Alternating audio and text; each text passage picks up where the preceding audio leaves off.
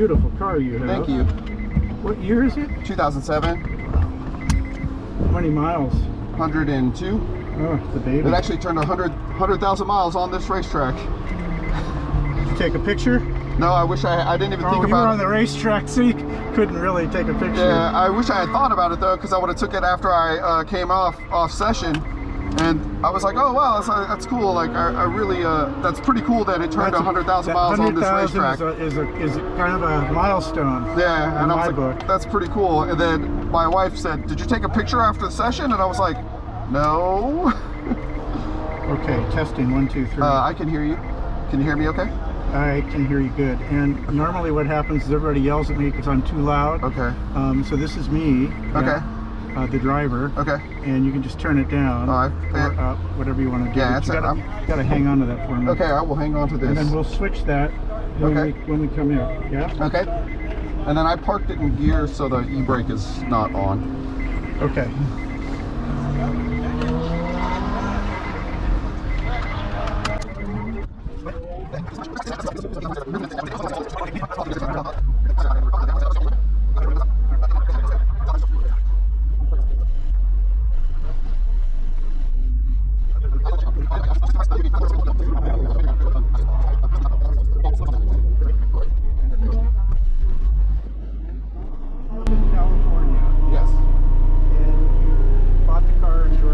Stationed in Georgia when I bought the car.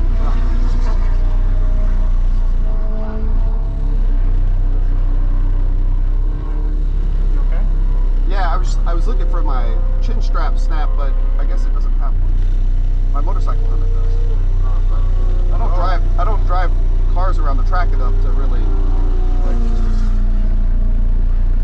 So your dad has had the bug for a long time. You're just now getting it, or what? No, I do mostly motorcycle track days. That's actually what we started. Both my dad and I started in, but he can't ride anymore, so.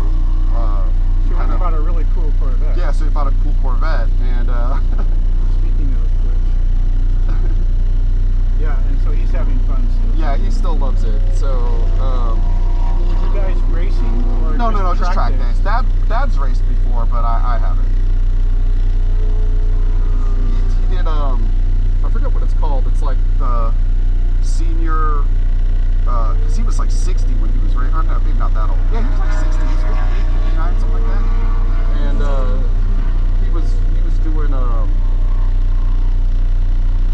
I forget what it's called. It's AFM, but I forget what the class is. But it's like everyone in that class is over 40 or 50 or something. But still, they're racing. Yeah, that was cool. And they're racing motorcycles. Yeah. And did he race in Northern California or another state? No, here in so he did Thunder Hill. No, Sears Point. Wow. Yeah. That's impressive. Yeah.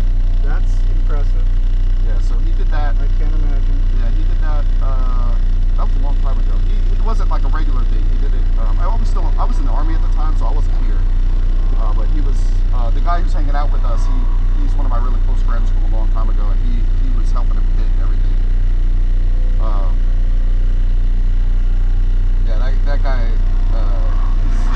He helped them with like the bike and everything. Like normally the crap I would probably help out with, but I was not here. You did your term in Unity in Georgia, is that right? Or that was just where you went? Oh, that's where I was stationed. Most of the time I was in the Army. So where is the camp in Georgia? It was Hunter Army Airfield in Savannah, which was real nice. That was as far as duty stations go, that's a pretty nice one. I did 5 years in it, and I was just wondering. Yeah. Okay, so when we go out there, all I'm going to do is focus on driving the car around the track. You get an opportunity to look and see where, which track corners are manned, which track, the flag stations, which ones are manned and which ones are not. Okay. You've been on the track before, so that's going to be no news for you. But I'll try hitting the line as I see it. Okay. And then that's what we work on. What else do you want to work on today? What's your goal?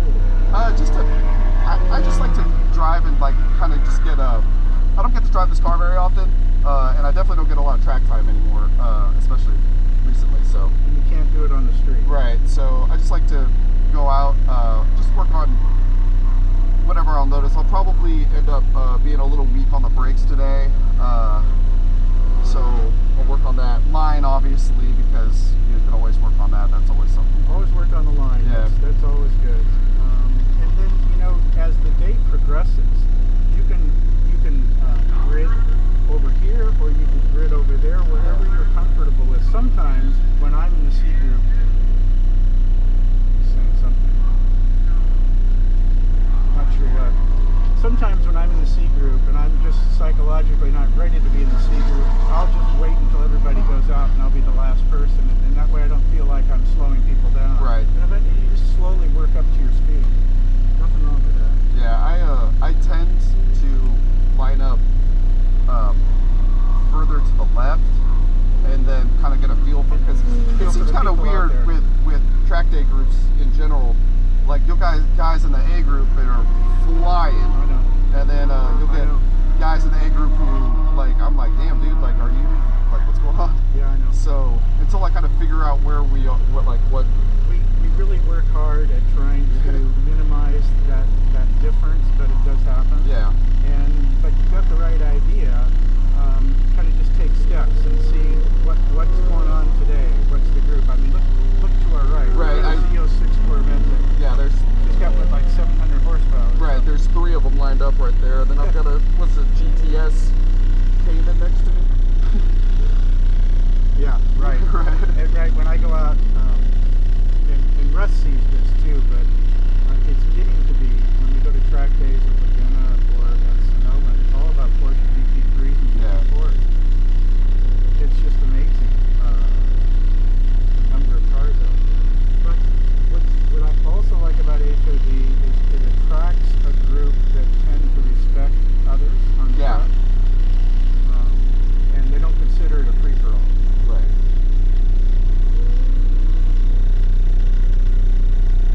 Okay, so we've got anything I need to be concerned about while we're driving? Just keep it under some RPM. Yeah, it'll cut at 8,500, Okay, but it'll run itself all the way up there. The only thing that kind of sucks is this thing will bust itself loose every once in a while. Not the mount, not the gauge, but the wire, Okay. which is usually not a pain in the ass when you're driving, but it is a pain in the ass when you're trying to start and shut the car down. What is this? It's oil temp and oil pressure, Nice. but it'll read whatever the OBD2 will read, but Good for you. There's another one. yeah, I saw that he's got the arrow, the nice arrow, the Mugen arrow. On the back. Yeah. Oh, he's got the stock arrow on the front. Oh, that's cool. Who makes the arrow on the back? That's it's made, well, I'm not sure if that's a real one, but Mugen makes that style of wing, but they're real hard to find, so.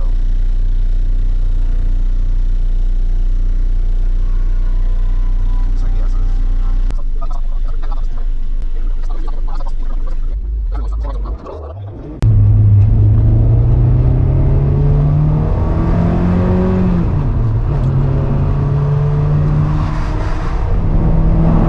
They like to see both hands at 9 and 3. Yeah. Not like this. right. Here's our blend line. Okay.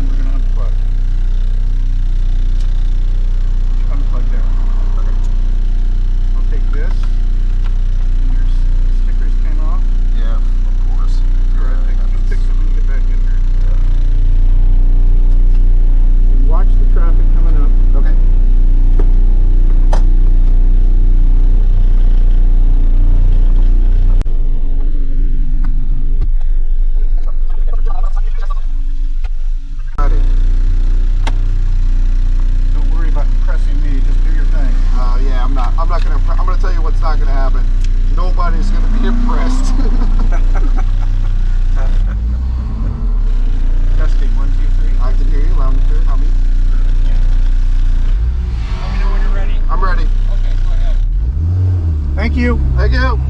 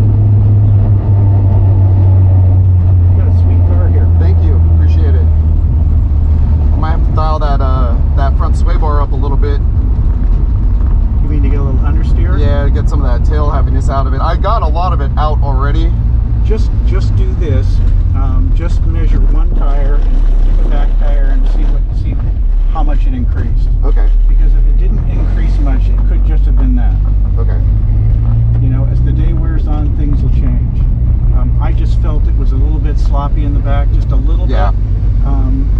But I didn't give it a chance. I'm smelling clutch from somebody. That might be brakes. Or, I don't know. Maybe it is I clutch. thought it was that silver car there. That I don't know. S2000. I smelt it earlier and I was like, ooh. But I'm not sure if it was me or not. I guess we'll find out when I park. I didn't think it was. I mean, I've been listening to you shift. I can't see how it could have been your car. Maybe it's brake. Yeah. Have you done brakes on this recently? Yeah. Okay. Yeah. So yeah, the pads aren't fresh, but they are freshly broken in. Like I put them in and did basically just kind of ran them for a while. That could be it. Yeah, so I do have a fresh set of pads on. New pads, new fluid. Excellent. Yeah. So, if I were thinking about what I would want to suggest for your next session, Okay. I want you to think about that throttle. Okay. And it's not I think DW, I'm stealing a line from Daryl. Okay. It's not an on-off switch. Right. And sometimes throttles are just set up like that, and you're screwed. And there's not much you can do. But it's not an on-off switch, and if it's treated that way, it upsets the balance of the car at a very bad point, like when you're going through the apex of the turn. Right. And then things get loose. Yeah. So work on that. Okay. And work on getting the apex. Like, you're doing the apex so well in so many places. If there's one place I want you to work on, is 7 and 8. Turn 7 and Okay. 8. That's it. That's key to speed around here too. 7 and 8. Use the whole track, Patrick. Stay out wide. You know, it's outside, inside, outside. Remember that. Now, and we got class, and I'm going to go in there too. But Okay. sneak a quick air pressure. Okay. Grab some water. Stay hydrated. All right, that was fun. All right. Thank you so much. My pleasure. Okay. Let's get.